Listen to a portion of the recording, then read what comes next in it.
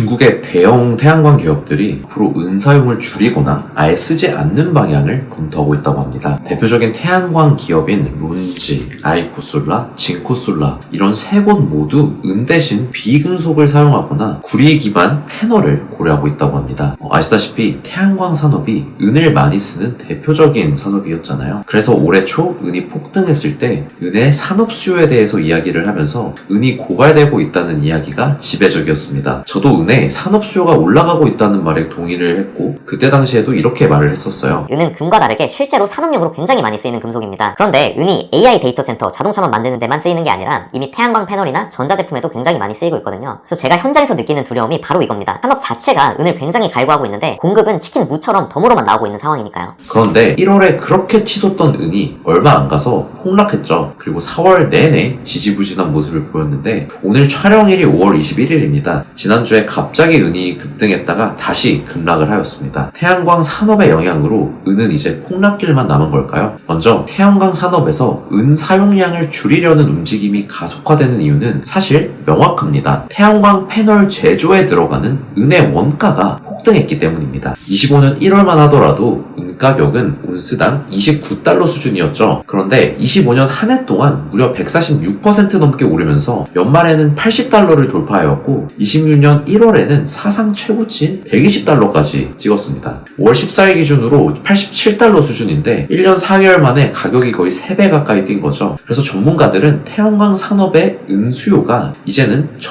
점진적으로 감소할 것으로 보고 있습니다. 반면에 전 세계적으로 태양광 패널 설치는 늘고 있죠. 이건 16년에서 28년 국제에너지기구 전망치인데 여기서 금색막대가 태양광 발전 설비 증가량입니다. 보시면 앞으로 점점 더 늘어날 겁니다. 이렇게 태양광 발전 시설 설치 자체는 늘고 있으니까 은시세에 대한 부담이 굉장히 커지겠죠. 그래서 태양광 패널에서 은 사용량을 크게 줄이는 새로운 기술들이 빠르게 개발이 되면서 상용화되고 있습니다. 대표적으로는 태양광 패널 안에 전기가 흐르는 얇은 선을 기존의 은 대신에 구리로 바꾸는 기술인데요. 쉽게 말하면 예전엔 비싼 은으로 만들던 전기의 길을 이제는 훨씬 저렴한 구리로 대체하게 되는 겁니다. 일부에서는 은을 아주 얇게만 쓰거나 아예 비금속 소재를 활용하려는 기술들도 개발되고 있습니다. 특히 중국의 주요 태양광 기업들은 최근 은 사용량을 줄이기 위해 구리를 혼합하거나 일부 전극을 구리로 대체하는 방향으로 빠르게 전환하고 있는데요. 구리는 은 가격의 1%도 안 되는 수준이다 보니까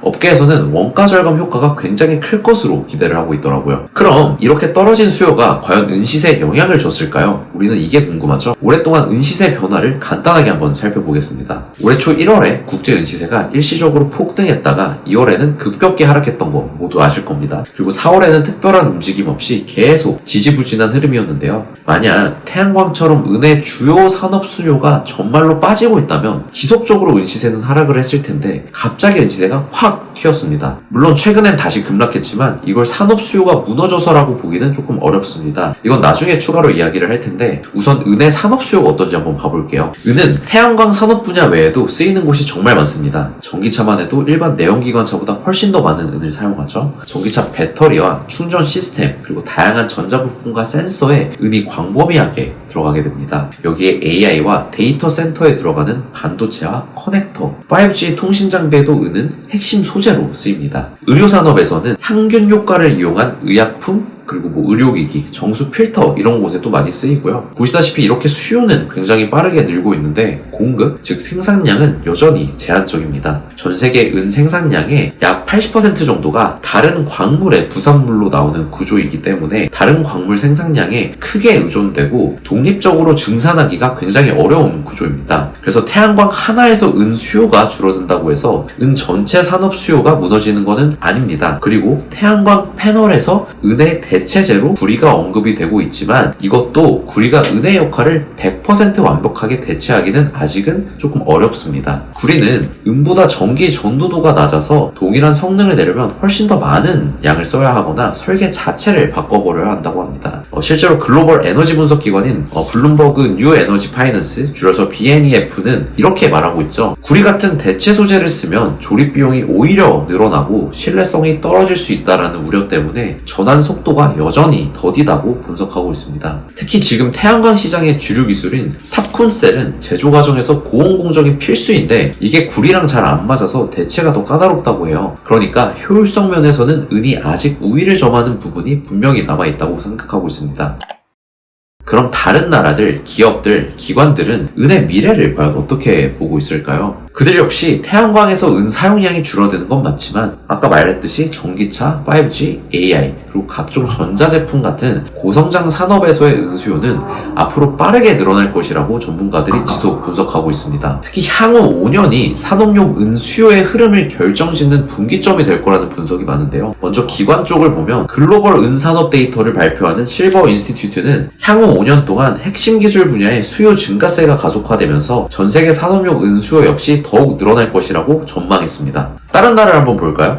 유럽연합은 2030년까지 태양광 설비 700기가와트 달성을 목표로 잡았고 미국, 영국, EU, 중국은 AI 데이터 센터를 국가 핵심 인프라로 지정하면서 대규모 투자 유치에 나섰습니다. 더 흥미로운 건 러시아와 인도가 국가 보유고에 실물 은을 추가하기 시작했고요. 사우디아라비아는 사상 처음으로 은 ETF를 매입했다는 점입니다. 국가 차원에서 은을 전략 자산으로 보기 시작했다는 신호죠. 기업 쪽에서도 같은 흐름이 나옵니다. 글로벌 자산 운용사 피델리티 인터내셔널은 일부 포트폴리오의 금보유 비중을 2배인 10%로 늘리면서 은을 성장 레버리지를 가진 저평가된 통화 금속이라고 평가하고 있습니다. 그리고 아까 잠깐 이야기했던 공급에 대해서 더 자세히 볼게요. 이건 글로벌 데이터 분석기관 비주얼 캐피털리스트가 실버 인스티튜트 자료를 기반으로 정리한 은시장 수급 그래프인데요. 보시면 15년부터 19년까지는 공급과 수요가 거의 균형을 이루다가 20년을 기점으로 수요선이 공급선 위로 확 치솟습니다. 그때부터 6년 연속 공급 부족이 이어지고 있고요. 특히 2022년에는 한 해 동안만 2억 7,200만 온스가 부족했습니다. 이 구조적 부족이 가격에도 그대로 반영됐는데 2015년 온스당 15달러였던 은 가격이 2025년에는 72달러까지 올랐죠. 10년 만에 5배 가까이 뛴 거죠. 누적된 공급 부족 규모만 8억 온스가 넘는데 이건 한 해 전 세계 광산에서 생산되는 은 전체 양과 맞먹는 규모입니다. 이 구조적인 부족이 장기적인 가격 상승 압력으로 작용할 거라고 보고 있는 거죠. 저는 개인적으로 은의 산업 수요가 태양광이라는 한 분야 변화만으로 완전히 꺾이진 않을 거라고 생각합니다. 물론 태양광 기술이 발전하면서 은 사용량이 줄어들 수 있다는 이야기는 맞습니다. 다만 동시에 다른 산업에서의 수요도 꾸준히 늘고 있고 공급은 여전히 제한적인 구조라는 점에서 은 가격을 받쳐주는 힘은 명확하다라고 보고 있습니다. 물론 단기적인 가격 변동은 은이 금보다 훨씬 더 높습니다. 그래서 은은 안전자산이라기보다는 조금 투기 수요가 많은 그런 금속이라고 볼 수 있겠죠. 실제로 지금 5월 19일 기준으로 보면 은 가격이 또 꽤 많이 조정을 받았는데 이런 단기 움직임은 그때그때 시장 분위기에 굉장히 영향을 많이 받습니다. 그렇지만 이걸 은이 끝난 거 아니냐 이렇게 볼 필요는 없을 것 같고요. 최근 움직임만 보면 관세 완화 기대감에 은은 한번 올랐었고 그 다음엔 예상보다 높은 물가지표 때문에 금리 인하 기대가 약해지면 다시 조금 조정을 받을 수 있습니다. 은의 펀더멘털이 갑자기 망가졌다기보다는 시장이 경제 신호들 사이에서 왔다 갔다 하면서 흔들리는 영향이 더 많아 보입니다. 장기적으로 보면 그렇지만 저도 은은 금과는 확실히 다른 느낌의 자산이라고 생각하긴 합니다. 은은 금보다 변동성이 너무 커서 시점에 따라 손실 구간이 길어질 수 있는 자산입니다. 실제로 올해 고점에서 매수하신 분들은 상당히 힘들어하시는 경우도 굉장히 많이 보고 있습니다. 그래서 안전자산을 투자하는 목적을 생각한다면 폭발적인 수익률보다는 잃지 않고 장기적으로 그리고 구조적으로 안전한 자산을 택하는 것이 바람직하다고 생각하는데 큰 리턴을 바라는 만큼 리스크는 커지기 마련이라는 거 여러분들 모두 알고 계시죠? 실제로 최근 귀금속 시장은 거래량이 눈에 띄게 줄어들고 있습니다. 골드바, 주얼리 할 것 없이 전부 다 마찬가지인데요. 그마저도 사기는커녕 매입해서 현금하는 수요가 훨씬 많습니다. 단 몇 달 전이랑은 정말 다른 광경이죠. 하지만 금 투자를 이어가고 있고 앞으로도 장기 투자를 하실 생각이라면 이럴 때일수록 흔들리지 않고 자산에 대한 확신을 갖는 것이 중요하다고 생각합니다. 내가 지금 자산으로 두는 은이 혹은 금이 어떤 성격을 띠는 자산인지 확실히 알아둬야 휘둘리지 않을 수 있다고 생각합니다. 이건 단연 귀금속에만 적용되는 이야기는 아니지만 어떤 자산의 형태든 결국 시장을 이기는 소수는 남들과 반대로 행동했다는 것을 기억해야 합니다. 제 이야기는 여기까지고요. 오늘 영상이 도움이 되셨다면 좋아요와 구독 부탁드립니다. 저는 다음 이 이야기로 또 찾아오겠습니다. 감사합니다.